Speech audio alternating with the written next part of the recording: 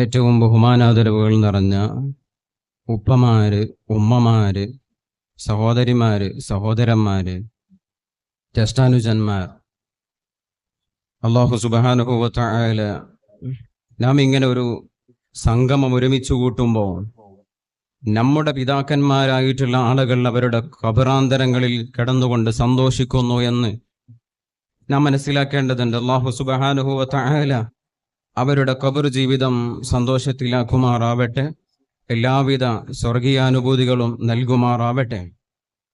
രാഷ്ട്രീയത്തിൻ്റെയോ അല്ലെങ്കിൽ സംഘടനയുടെയോ വിവിധങ്ങളായ വൈജാത്യങ്ങളുണ്ടെങ്കിലും എല്ലാം മറന്നു വെച്ചുകൊണ്ട് ഒരു പൂന്തോട്ടത്തിലെ വ്യത്യസ്ത പൂക്കൾ ശോഭിക്കുന്ന പോലെ, പൂക്കൾ പരിലസിക്കുന്ന പോലെ പരിലസിച്ചുകൊണ്ടിരിക്കുന്ന, ശോഭിച്ചുകൊണ്ടിരിക്കുന്ന, പരസ്പരം പൂക്കൾ അങ്ങോട്ടും ഇങ്ങോട്ടും ചാഞ്ഞും കാറ്റിന് മന്ദമാരുതൻ അടിക്കുന്നതിനനുസരിച്ച് അതിങ്ങനെ ഉലഞ്ഞുകൊണ്ടും ചാഞ്ഞുകൊണ്ടും ഇരിക്കുന്ന പോലെ ഈ സംഗമത്തിൽ പലരുടെയും ചുണ്ടുകൾ കാതുകളിലേക്ക് ഇങ്ങനെ ചാഞ്ഞുകൊണ്ടിരിക്കുന്നു.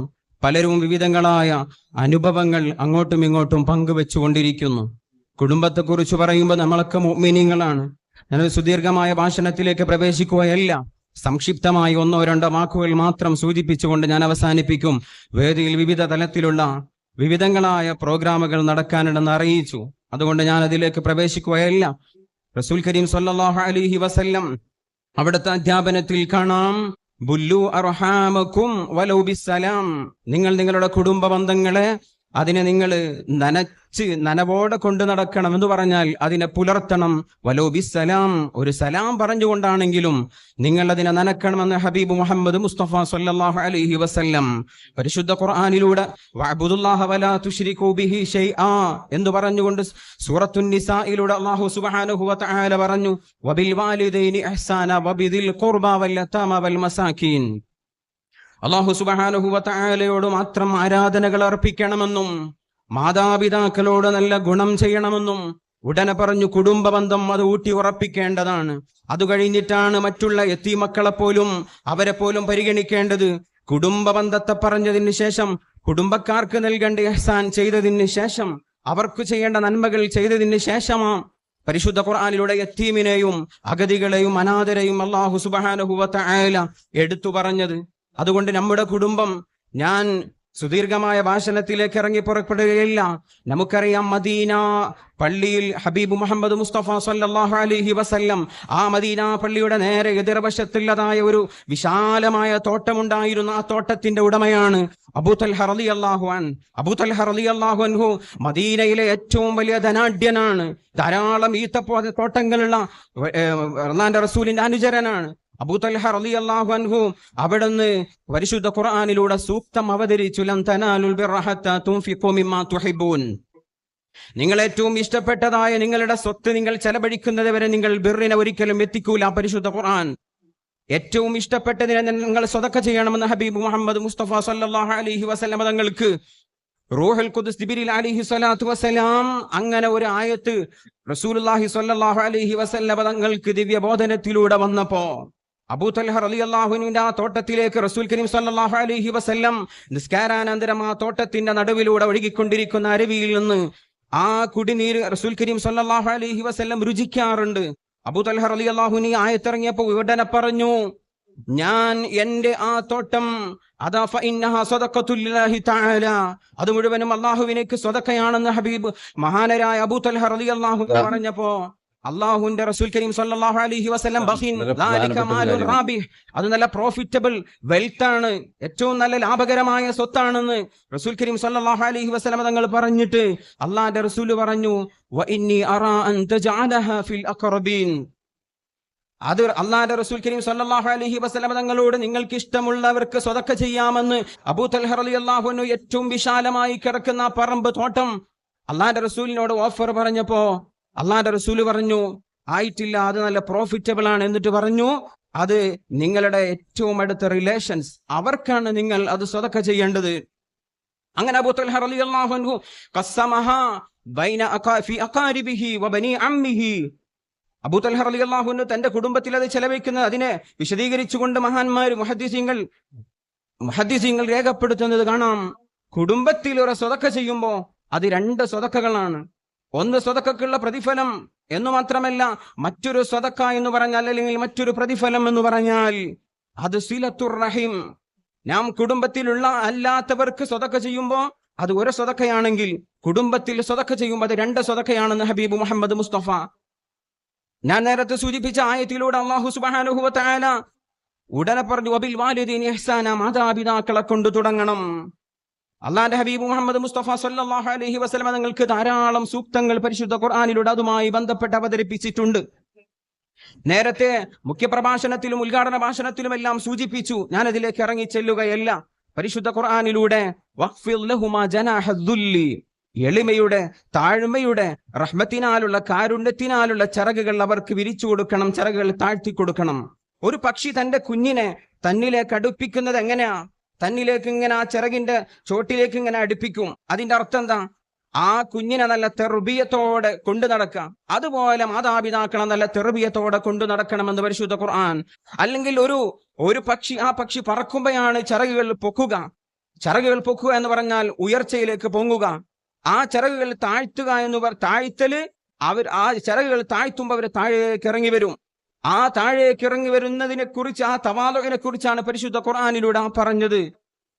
അല്ലാഹു സുബ്ഹാനഹു വ തആല പറഞ്ഞു, ചിറകുകൾ താഴ്ത്തുമ്പോ താഴ്മയുണ്ടാകും, താഴ്മയോടെ മാതാപിതാക്കളോട് പെരുമാറണം. പരിശുദ്ധ ഖുർആൻ.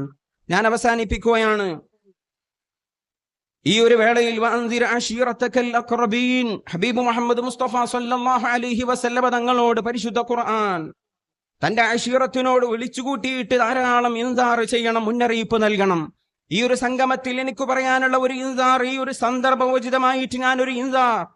2 ദിവസം കഴിഞ്ഞാൽ 2025 കടക്കുന്നു. 2024 അവസാന ഘട്ടത്തിലാണ് നമ്മുടെ ജീവിതം പുരോഗമിച്ചു കൊണ്ടിരിക്കുന്നത്. ഈ ഒരു അവസാന ഘട്ടത്തിൽ ഏതൊരുത്തന്റെ ജീവിതവും ഒന്നുകിൽ സന്തോഷവും അല്ലെങ്കിൽ സങ്കടവും ഉണ്ടായിരിക്കും.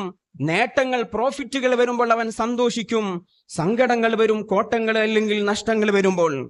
എന്നാൽ തീരാ നഷ്ടമായ, ഒരിക്കലും വീണ്ടെടുക്കാൻ, റീകവർ ചെയ്യാൻ സാധിക്കാത്ത നഷ്ടമാണ് ഒരാളുടെ ജീവിതകാലം, ഒരാളുടെ സമയം. ശൈശവും ബാല്യവും യൗവനവും കൗമാരവും എല്ലാം കഴിഞ്ഞു പോയാൽ പിന്നെ അത് റീകവർ ചെയ്യാൻ സാധ്യമല്ല. ഈ 2024 ഇവിടെ അവസാനിക്കുമ്പോൾ ഒരു ഇയർ നമ്മിൽ നിന്ന് കഴിഞ്ഞു പോകുകയാണ്. ഒരാളുടെ 100 പവൻ ഒരാളുടെ കയ്യിലുണ്ടെങ്കിൽ ഒരു 1/2 ഗ്രാം അല്ലെങ്കിൽ 1 ഗ്രാം കൊഴിഞ്ഞു പോയാൽ അതിന്റെ പേരിൽ എന്തൊരു ദുഃഖമാണ്. അല്ലെങ്കിൽ ഒരു 5 ഏക്കർ ഭൂമി ഉണ്ടെങ്കിൽ ഒരു 1/2 സെന്റ് വിട്ടുകൊടുക്കാൻ, തന്റെ അയൽവാസിക്ക് വഴിക്ക് വേണ്ടി വിട്ടുകൊടുക്കാൻ പോലും ഇന്ന് പരസ്പരം അടിക്കുന്ന കുടുംബങ്ങളും മറ്റും ശിഥിലമായി കൊണ്ടിരിക്കുന്ന കാലം വളരെ ദുഃഖമാണ്. എന്നാൽ അവന്റെ ആയുസ്സിലെ ഒരായുസ് ഇവിടെ നിന്ന് അടർന്നു വീഴുന്നത് അവൻ മനസ്സിലാക്കുന്നില്ല. ആ അടർന്നു വീഴുന്നതിനെ കുറിച്ച് അത് തീരാ നഷ്ടമാണ്, ഒരിക്കലും റീകവർ ചെയ്യാൻ സാധിക്കാത്തതാണ്.